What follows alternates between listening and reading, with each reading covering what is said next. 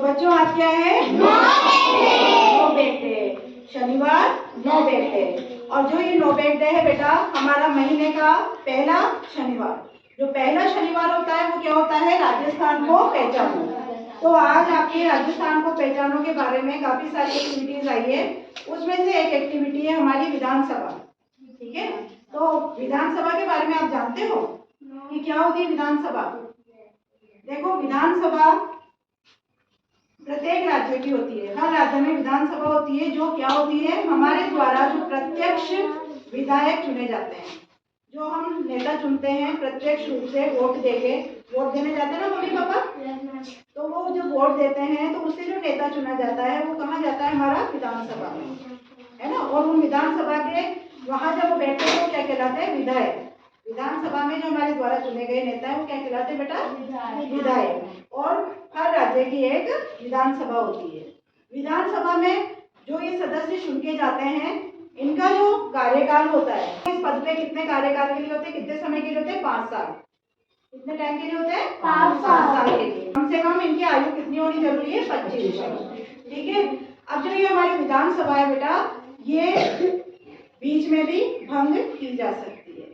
विधानसभा के अंदर जो निर्वाचित सदस्य होते हैं उनके द्वारा राष्ट्रपति का चुनाव भी किया जाता है।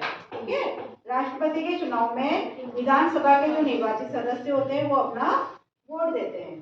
तो यहाँ पे विधानसभा के बारे में मैं आपको अभी और अच्छे से आपको बताऊंगी, लेकिन उससे पहले एक छोटा सा रोल प्ले है जो आपके सामने बता रहे हैं कि इसमें, इस रोल प्ले के अंदर किस तरह से जो अध्यक्ष का चुनाव होता है। एक छोटी सी हम यहाँ पे कर रहे हैं, बहुत सारा काम होता है विधानसभा के अंदर, है ना। लेकिन इस विधानसभा में आज हम जो बताने जा रहे हैं आपको वो क्या है कि विधानसभा अध्यक्ष का चुनाव किस तरह से होता है। तो विधानसभा में, है ना, यहाँ कौन बैठते हैं? विधानसभा अध्यक्ष। और नीचे बैठते हैं उनके जो अधिकारी होते हैं जो उनको सूचनाएं प्रदान करते हैं। अध्यक्ष महोदय के दाहिनी तरफ जो बैठते हैं वो कौन होते हैं? पक्ष के, है ना। पक्ष की जो पार्टी होती है, जो पार्टी जीती हुई होती है, वो वाली पार्टी इधर बैठती है दाहिनी ओर, और जो विपक्ष होता है वो बैठता है बाईं ओर, है ना, दाहिना हाथ और बायां हाथ। तो अध्यक्ष महोदय का दायां हाथ इधर है, तो दाहिनी तरफ तो जीती हुई पार्टी बैठती है और विपक्ष पार्टी इस तरफ बैठती है। ठीक है, तो आपकी पार्टी कौन सी है? जो जीती हुई पार्टी इधर भारतीय लोक पार्टी। कौन सी है? भारतीय लोक पार्टी। और इधर की तरफ जो पार्टी है वो है जनता सेवक पार्टी। जनता सेवक पार्टी। ठीक है, तो शुरू करते हैं, शुरू करें। अध्यक्ष का निर्वाचन श्री मोहन शर्मा। अध्यक्ष महोदय, मैं आपकी अनुमति से प्रस्ताव प्रस्तुत करता हूं कि श्री सुरेंद्र सिंह सदस्य विधानसभा विभाजन संख्या 140 को राजस्थान विधानसभा का अध्यक्ष निर्वाचित किया जाए। श्री विजय वर्मा। अध्यक्ष महोदय, मैं इस प्रस्ताव का अनुमोदन करता हूं। श्री भरत कुमार। अध्यक्ष महोदय, मैं इस प्रस्ताव का अनुमोदन करता हूं। श्री अमन कुमार। अध्यक्ष महोदय, उक्त प्रस्ताव का अनुमोदन करता हूं। श्रीमती ममता कुमारी। अध्यक्ष महोदय, मैं आपकी अनुमति से प्रस्ताव प्रस्तुत करती हूँ कि श्री सुरेंद्र सिंह सदस्य विधानसभा विभाज्य संख्या 140 को राजस्थान विधानसभा का अध्यक्ष निर्वाचित किया जाए। प्रश्न ये है कि जो प्रस्ताव श्री मोहनलाल शर्मा सदस्य विधानसभा विभाजन संख्या 108 ने प्रस्तुत किया है, इसका अनुमोदन श्री विजय वर्मा सदस्य विधानसभा विभाजन संख्या 165 ने स्वीकार किया है। जो पक्ष में है वो हाँ कहे, हाँ। जो विपक्ष में है वो ना कहे।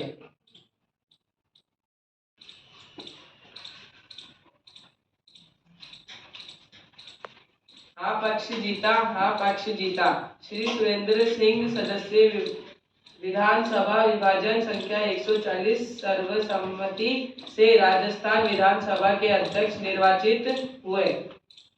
सदन के नेता और पूर्व मुख्यमंत्री निर्वाचित अध्यक्ष को आसन तक लाएं। आइए साहब बताइए।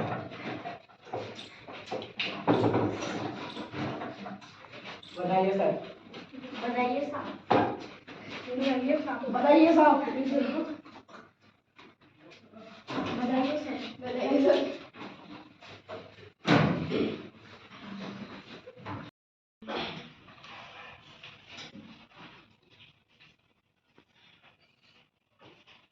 माननीय मुख्यमंत्री जी, अध्यक्ष महोदय, मैं राजस्थान विधानसभा के गरिमामयी पद पर आपके सर्वसम्मति निर्वाचन के लिए आपको हार्दिक बधाई देता हूँ।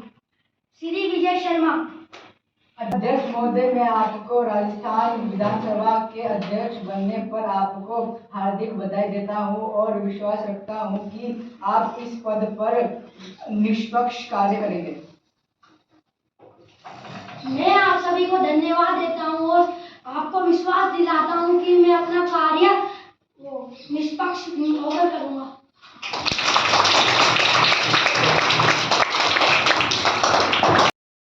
हाँ तो बच्चों, अच्छा लगा आपको ये? ना सबको? तो अब देखो, यहाँ पे मैं विधानसभा से संबंधित आपको कुछ बातें बता रही हूँ जो आपको जाननी जरूरी है। ठीक है? तो इसमें देखो, विधानसभा के अंदर कम से कम कितने सदस्य होने चाहिए? 7। कितने? 7। और ज्यादा से ज्यादा 500। ज्यादा से ज्यादा 500 और कम से कम 60 सदस्य होने चाहिए।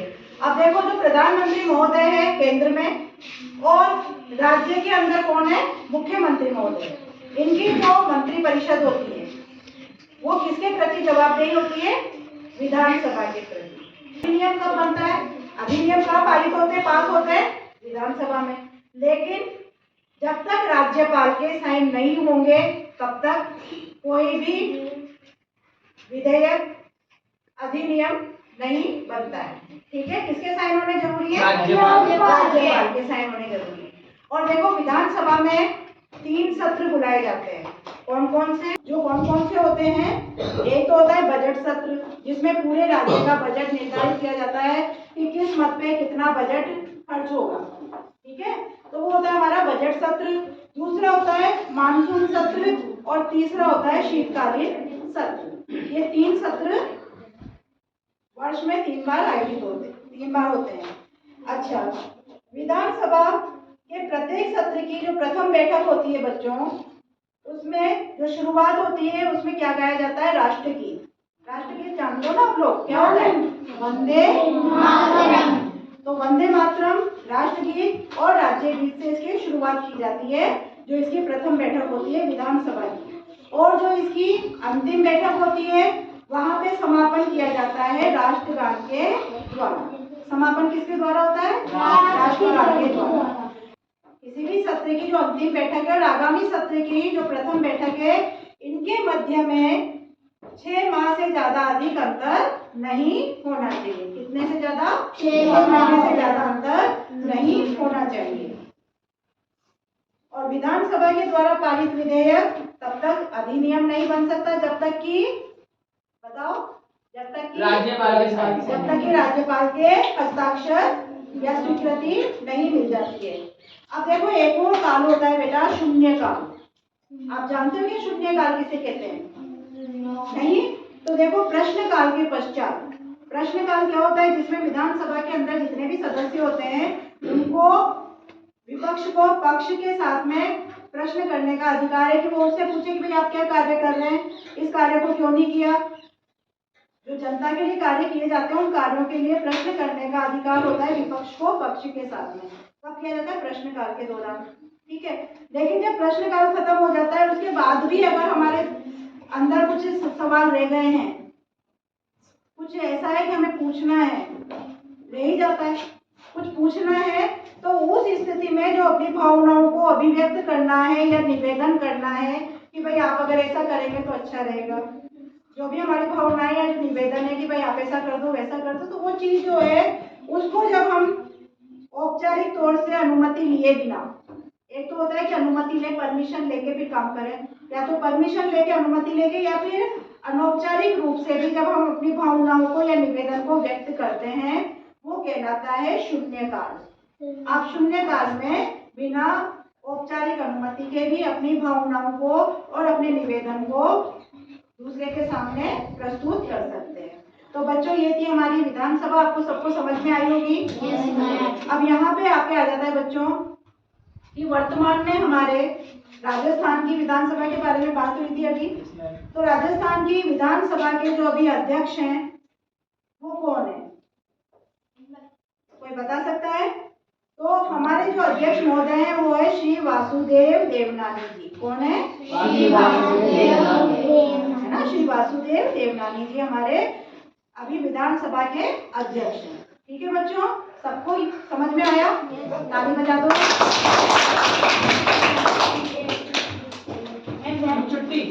हाँ तो बच्चों आज आपने विधानसभा तो देख ली ना लो बैक डे पे। इस लो बैक डे पे आपके एक और एक्टिविटी आई है, वो क्या है? राइनोसोरस। अब ये क्या होता है? इसको हम हिंदी में कहते हैं गेंडा। लेकिन इससे पहले, इसको बताने से पहले मैं आपसे जानना चाहती हूँ, आप जानवर देखे हैं? ये जानवर पालतू होते हैं, जंगली होते हैं, है ना?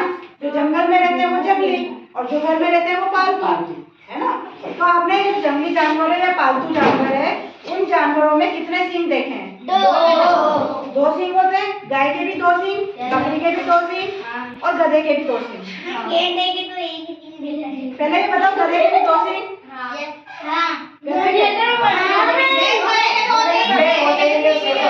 तो मैं वही तो पूछ रही हूँ, आपने देखा था ना गधा? नहीं होते ना सींग उसके। चलो ये तो हो गया हमारे अधिकतर आपने क्या देखे जानवर 2 सींग वाले। 1 सींग वाला भी जानवर होता है बच्चों, गेंडा। जानते हो आप लोग, क्योंकि अब आप लोग मोबाइल के जमाने के बच्चे हो, है ना? तो मोबाइल के जमाने के बच्चे हो तो आपने काफी कुछ टीवी पे भी देखा है, मोबाइल पे भी देखा है, तो इसको हम कहते हैं गेंडा। लेकिन आप इसके बारे में कोई भी बच्चा मुझे 1 या 2 लाइन बता सकता हो तो बताइए। यस गेंडे की 1 सींग रहता है। हाँ बस। और हाँ मैम, गेंडे के 1 सींग रहता है और दक्षिण अफ्रीका में पाया जाता है। शाबाश, वेरी गुड, ताली बजा दो। और बताओ, और कौन बता सकता है? तो बेटा जो हमारे यहाँ पे भारत में जो गेंडा पाया जाता है वो कहाँ पे पाया जाता है? असम में और पश्चिम बंगाल में। लेकिन पूरे विश्व में सबसे ज्यादा गेंडे कहाँ पाए जाते हैं? दक्षिण अफ्रीका में। कहाँ पे पाए जाते हैं? दक्षिण अफ्रीका में। और इनकी कुल कितनी प्रजातियां हैं? 5, है ना? और भारत में कुल कितने गेंडे हैं? 3000। कितने गेंडे हैं? 3000 गेंडे हैं। उसमें हमारे भारत में जो गेंडा पाया जाता है वो पाया जाता है बेटा सफेद गेंडा। भूरे रंग का होता है, बड़ा सा मुंह होता है और आगे एक सींग निकला रहता है। तो अपने उस सींग से क्या करता है? अपना बचाव करता है। अच्छा, इसका जो सींग होता है ना उसमें क्या पाया जाता है ना? केराटिन पाया जाता है। और जो इसकी आंखें होती है वो कैसी होती है? नीली और बैंगनी। नीली और बैंगनी। और पता है इसकी जो पूरे शरीर की जो चमड़ी होती है ना वो काफी मोटी होती है। वो किस लिए होती है? सुरक्षा के लिए। पहले पता है राजा महाराजा इनकी चमड़ी से क्या बनाते थे? ढाल और कवच। क्या बनाते थे? ढाल और कवच बनाते थे, क्योंकि बहुत मोटी होती है, उससे काफी अच्छा बचाव हो जाता है ना? इस वजह से। तो जलचर जितने भी जीव है ना बेटा, जलचर यानी पानी में रहते हैं, उन पानी में ही रहता है। ये भी कहाँ रहता है? जलचर पानी में रहता है ये भी, है ना? और ये जलचर जीवों में 4 जो सबसे बड़े जीव हैं, तो चौथे नंबर का सबसे बड़ा जीव कौन सा है? ये गेंडा। पहले नंबर का आपको पता है ना सबको, कौन है? ब्लू व्हेल, है ना? और ये चौथे नंबर का सबसे बड़ा जीव है हमारा, जो गेंडा है। ठीक है। कई पौराणिक कथाओं के अंदर गेंडे को पवित्रता का प्रतीक भी माना जाता है। ठीक है, किसका प्रतीक माना जाता है? पवित्रता का प्रतीक माना जाता है। तो आज आपको पता चला कि राइनोसोरस यानी गेंडा कहाँ पाया जाता है? असम और पश्चिम बंगाल में। इसके 1 सींग होता है, इसकी आंखें नीली और बैंगनी होती है, और कितना है? 3000 है हमारे भारत के अंदर टोटल। ठीक है, 5 प्रजातियां पाई जाती है। सबको समझ में आया?